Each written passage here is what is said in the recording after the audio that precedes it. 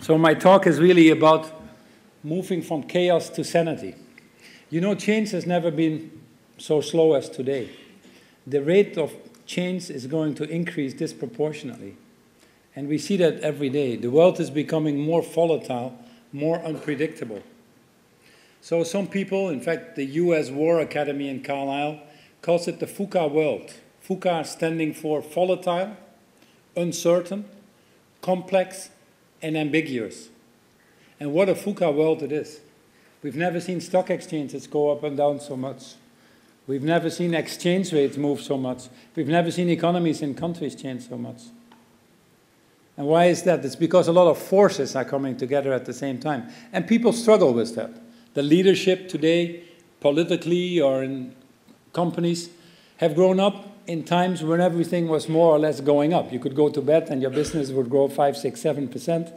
The question was, could I grow a little bit faster? But the world was moving in an incredibly nice direction, and we all benefited from that.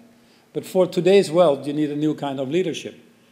That leadership has not been trained for today's world. That's why you see the average age of CEOs rapidly declining. In fact, the average age of a publicly traded company now for a CEO is less than 5 years. Now, my wife was hoping that I would fall in the same category, but unfortunately, I've been 5 years CEO already. So I'm moving these averages up a little bit, and I don't know how long that will last, but you know, that's where we are.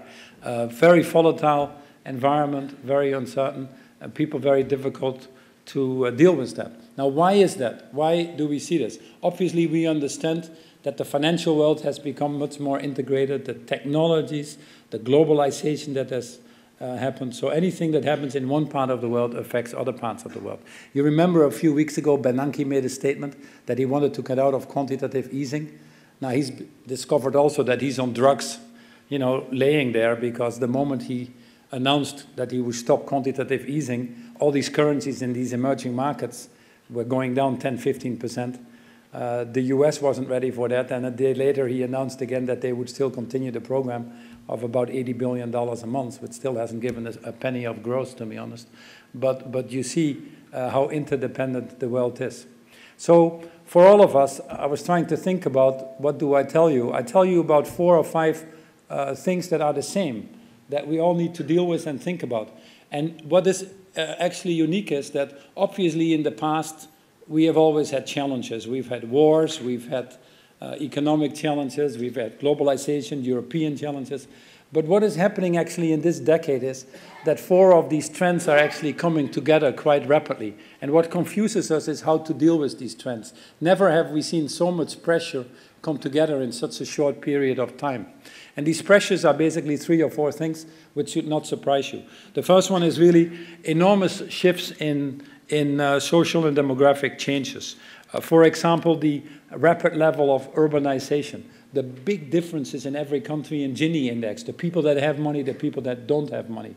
The top 500 billionaires in the world now have the same GDP as the GDP of India.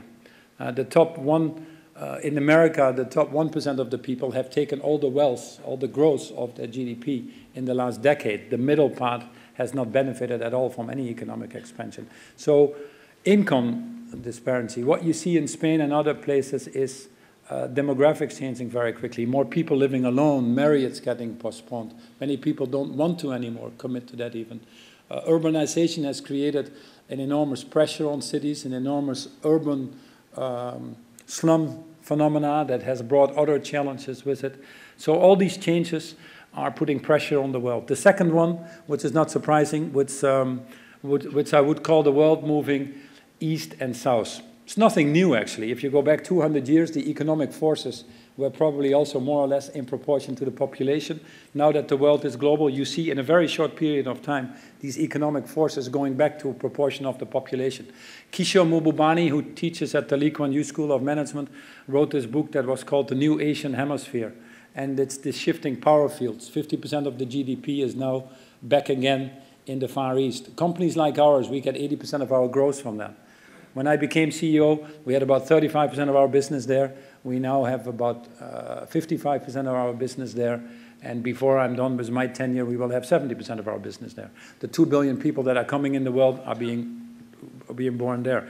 And that creates a lot of pressure because these shifting power fields, the global institutions are not adapted to that. The institutions that we have created are still from the Bretton Woods times.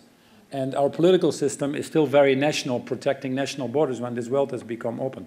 America, which has always played an incredible role in putting a global framework in place, which you benefited from as well. I remember the Tarragon Air Force Base when I lived in Madrid.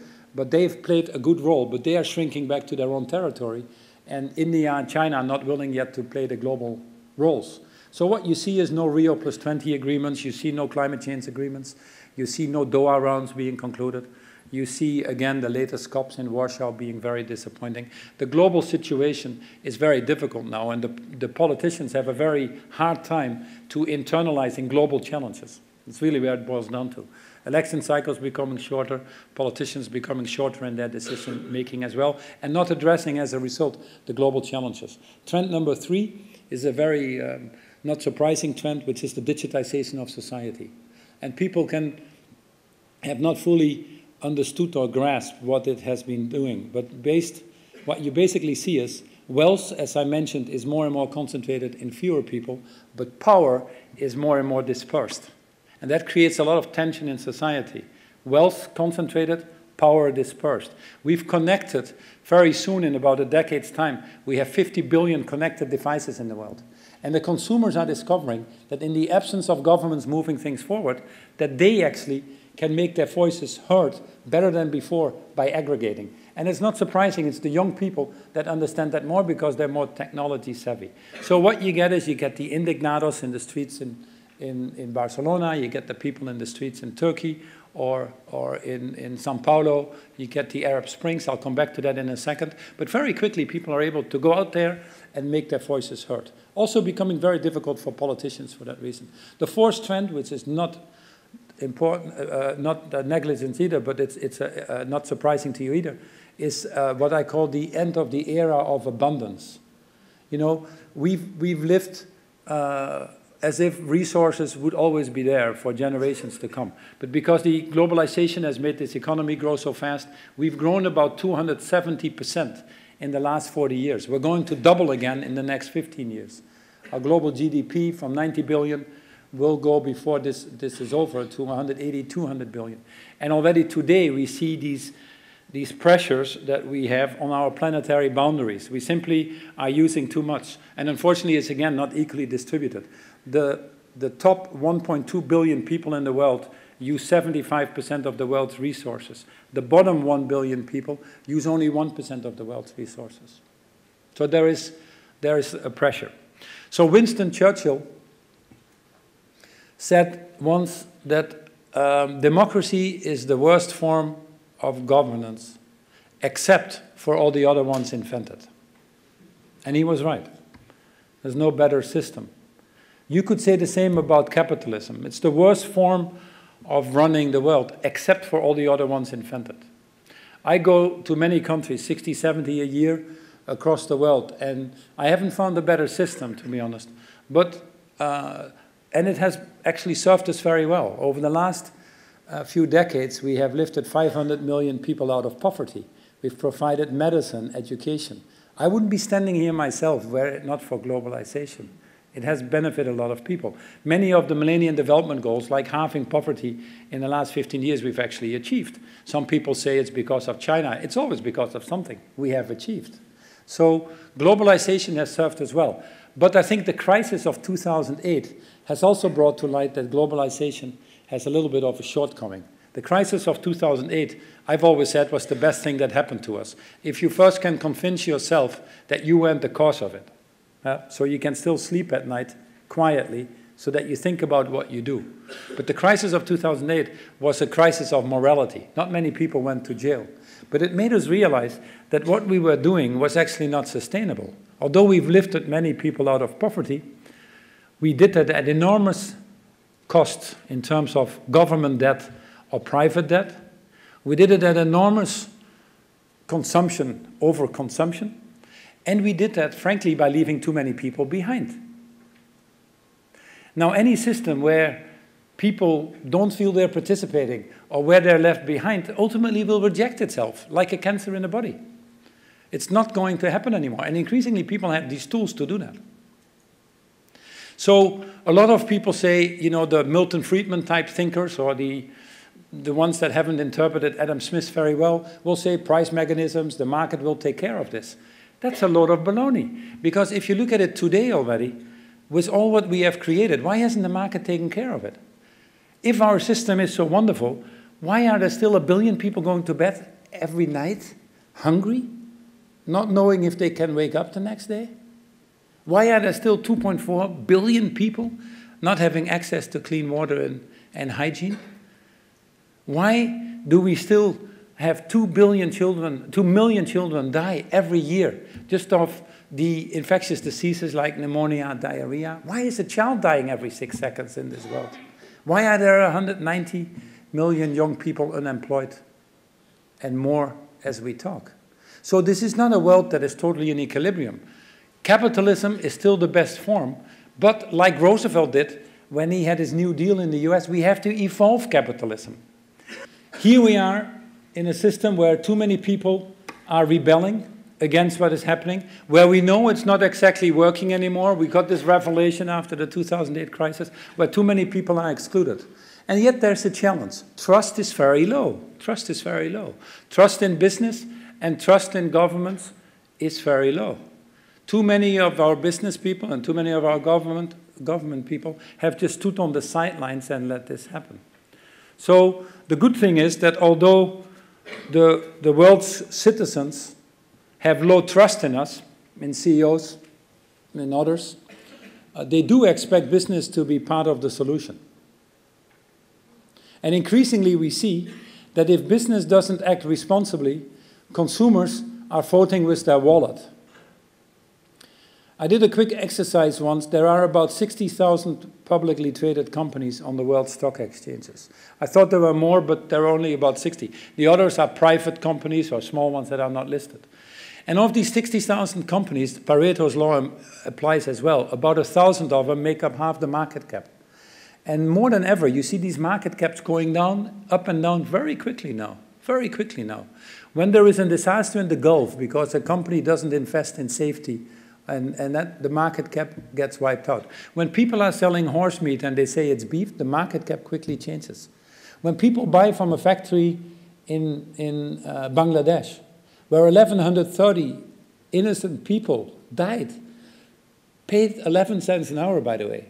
How close can you get to slavery? All of a sudden, it's not cool anymore to buy a T-shirt of $1. When banks start manipulating foreign exchange rates or LIBOR, or subprime mortgages, all of a sudden their market caps are changing like you wouldn't believe it. Consumers increasingly are voting with their wallets. And they're increasingly using their power to aggregate, just like they did with the Arab Spring. Remember the Arab Spring? The white guy who started this, it goes only to a few people, again, young people.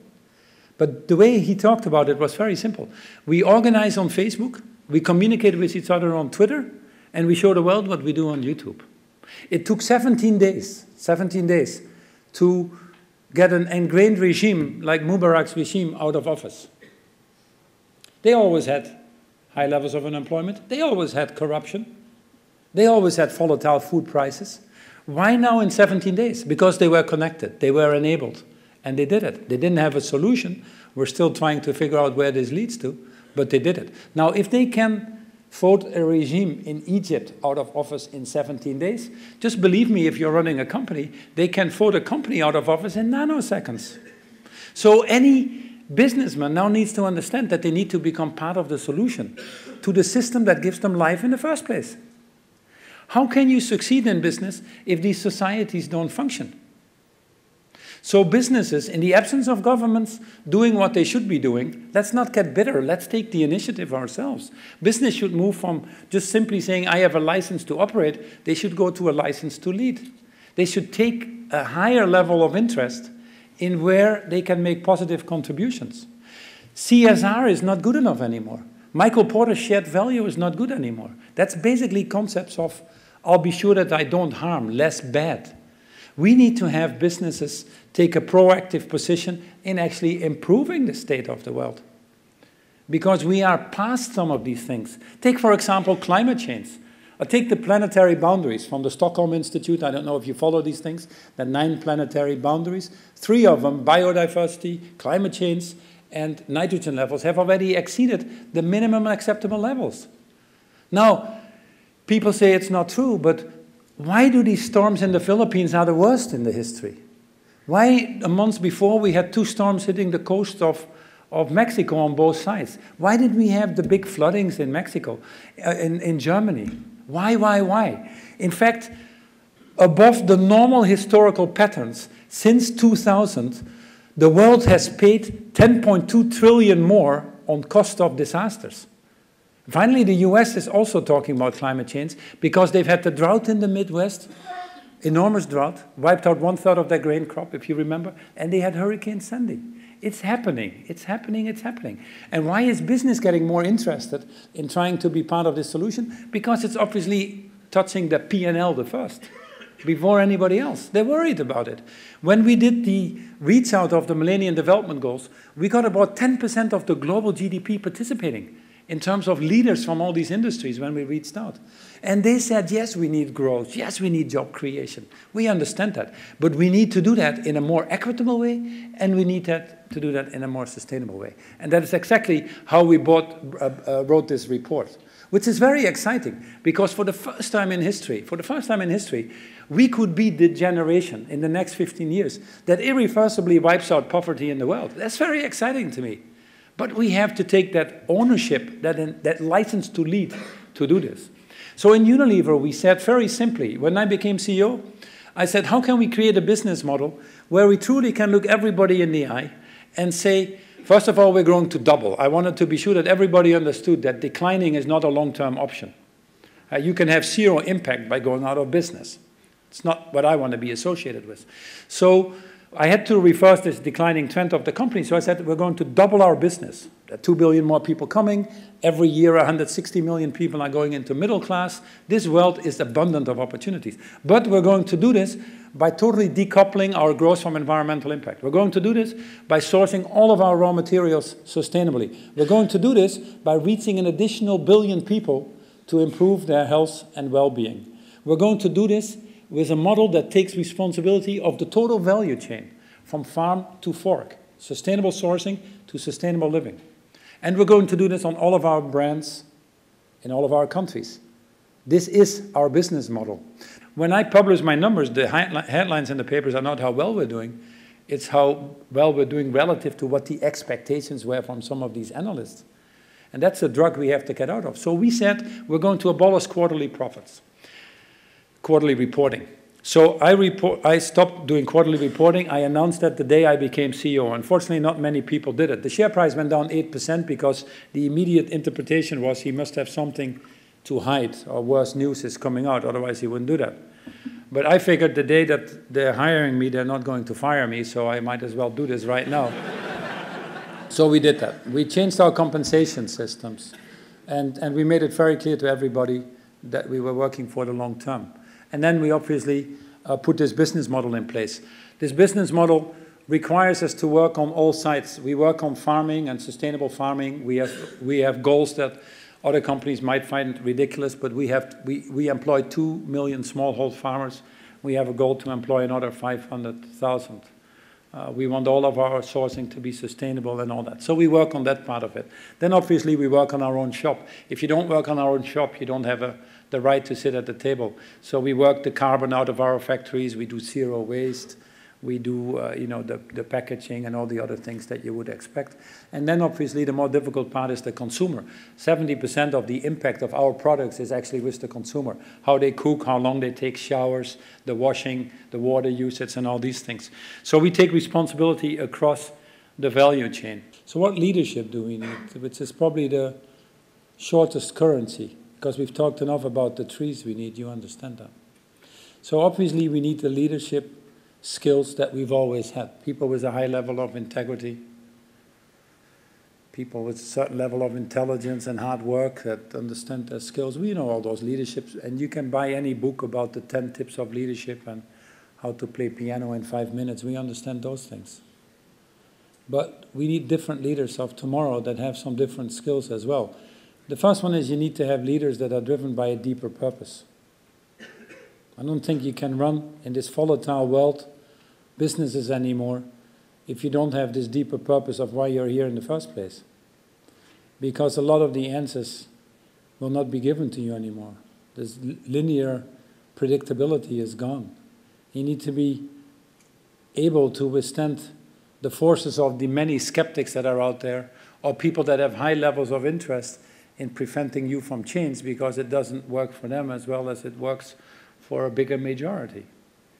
So you need to be driven by that. If you abolish guidance or you go longer term and you have a bad quarter, the guns will come out, the press will write, cynics will be there. Some of these investors will want to get a quick return to buy another Aston Martin or I don't know what. So you need to be driven by a deeper purpose. Now, that shouldn't be difficult because a system doesn't function if we don't include others. And unfortunately in this world, there's about 1% of people that go to IESE and other wonderful universities that are actually educated, believe it or not. 90%, 95% of the world doesn't have that chance. They're stuck for 11 cents an hour in a Bangladesh factory waiting for it to collapse. Or they're amongst the 1 billion that are too hungry to voice their opinions because they worry about if they would wake up the next morning. That's why we need to fight. That's why we're here. We are being chosen with a little bit of luck to be able to go to universities, to be able to have a better life, to be able to choose what we want to do, to help them, not to be for ourselves. It's a different type of leadership. You need people that work a little bit more in partnership. These challenges are enormous. If they would have been that easy, someone would have solved them already. I think there's never been a better time to build a better world for all. I personally believe that this is the best opportunity to make the biggest impact for anybody who understands that. I also think it's a great opportunity to regain trust in business, but I think it's more important. It's for all of us an enormous opportunity when we come home, just simply come home. I have 3 boys. When we come home and look our kids in our eyes and not only say, you know, we gave you this, now it's up to you to clean up the mess, but to say we gave it all. We simply gave it all to give you the same opportunities and the best chances that we just became accustomed to. That was so easy for us. We didn't do even that. We actually worked a little bit more to ensure that there is a better world, not only for this generation, but for generations to come. And that we were, in fact, the generation that was able to irreversibly eradicate poverty in a more sustainable and equitable way. In fact, we are proud of the contributions we made at this limited time that we were on Earth, and we fulfilled a life with purpose. We're proud to have you as children, we're proud to have you as grandchildren, to do the same thing that we obviously benefited from. That's the world we can create, that's the world we want to live for everybody. Paul, thank you very much for this fantastic lecture and for helping us inspire, get inspired, get new ideas, and actually look forward to the challenges that we have around us in the business world and work on them in a positive way to have this type of impact. As you know, Paul, this is a school that actually is very much based on a very strong sense of mission and values. We want to help create a context where business leaders can think about positive, deep, and lasting impact on other people, companies, and societies. And I think, you know, what you have explained, I think, is a very practical way of, you know, putting this into the real world. Thanks a lot, Paul. Thanks a lot, and congratulations. We have lots of questions here. We don't have all the time of the world, but we have a few questions that I would like to put to Paul. I have made a selection of a few things here. Perhaps have a couple of them, which is, I think, very interesting. They come, I think, for MBA students, which is, I think, quite interesting. They want to know, when you actually arrive in a company, and you have, you know, you have done this, you arrived in a company, you have some ideas on what needs to be done, what needs to be, how you actually think about change, and change, personal change, the individuals, the team you have around you, and actually the mindset of those people, and the strategy of the company, how you actually articulate the idea of change, because things do not actually stay forever. How do you think about change? One of the key things for a leader is to be first and foremost a human being.